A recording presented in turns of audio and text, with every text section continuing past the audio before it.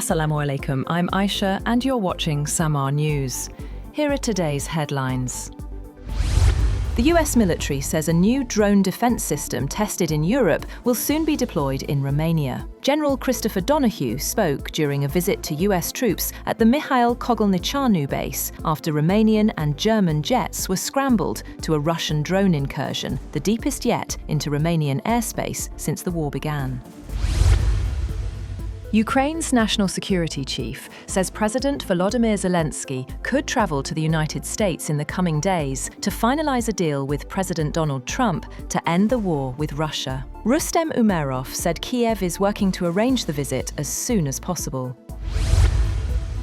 On the other hand, Russia's Sergei Lavrov says any amended US peace plan for Ukraine must match what Presidents Putin and Trump agreed at their Alaska summit. He told reporters Moscow had welcomed an initial draft and is now waiting for a revised version after US talks with Kyiv and Europe.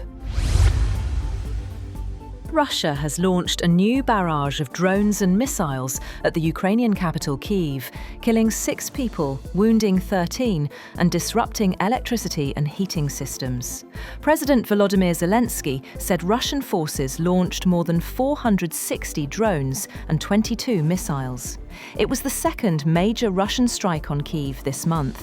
Ukrainian air defense units shot down 22 missiles and 464 drones, the Air Force said. French President Emmanuel Macron has said that US President Donald Trump's peace plan needs improvement to make it acceptable for Ukraine and Europe. Macron says it's an initiative that goes in the right direction, towards peace, adding, however, that there are aspects of that plan that deserve to be discussed, negotiated, improved. Macron added that only the Ukrainians could decide what territorial concessions they are ready to make.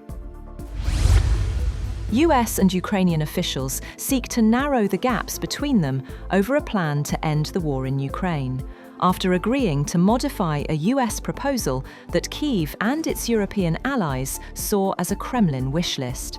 In a joint statement, Washington and Kyiv said they had drafted a refined peace framework after talks in Geneva.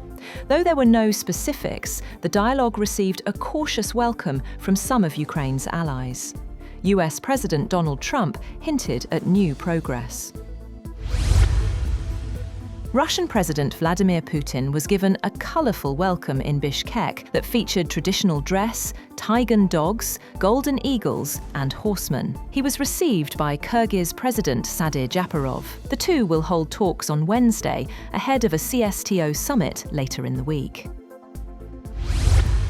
"Call me anytime" was the message Japanese Prime Minister Sanae Takaichi says she has received from US President Donald Trump in their first phone call since Tokyo's leader sparked a major diplomatic bust-up with China. Trump has not commented publicly on the dispute between Japan, a key US security ally, and rival superpower China, a silence that analysts say will be concerning to some officials in Tokyo. In brief remarks following her call with Trump, Takaichi sought to dispel any concerns that the US president did not have her back. The Trump administration has ordered a sweeping review of all refugees who entered the United States under former President Joe Biden, including a halt on processing permanent residence applications. The review could affect roughly 200,000 individuals admitted between January 2021 and February 2025.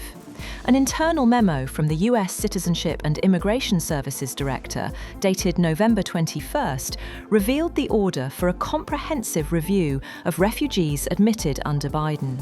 According to the memo, the review will include re-interviews to ensure all individuals meet refugee criteria. A massive fire has swept through one of Bangladesh's biggest informal settlements, situated in Dhaka's Core Rail area. Fire officials say at least 16 engines were sent in to contain the blaze. Core Rail houses around 80,000 people, many displaced by climate impacts. The cause of the fire is still unknown. Apple has said that it is cutting jobs across its sales teams to strengthen its customer engagement efforts, noting that only a small number of roles will be impacted by the layoffs. An Apple spokesperson says the company is continuing to hire and the affected employees can apply for new roles. The impacted employees include account managers serving major businesses, schools, and government agencies. And a Chinese dance drama portraying the Nanjing massacre has been staged in Paris, revisiting the 1937 killings through the story of writer Iris Chang. The production drew strong reactions from audiences and guests who called the depiction powerful and urged continued dialogue in Asia amid renewed tensions over Japan's wartime history. That's all for now. For more updates, visit www.samar.tv. Thank you for watching Samar News.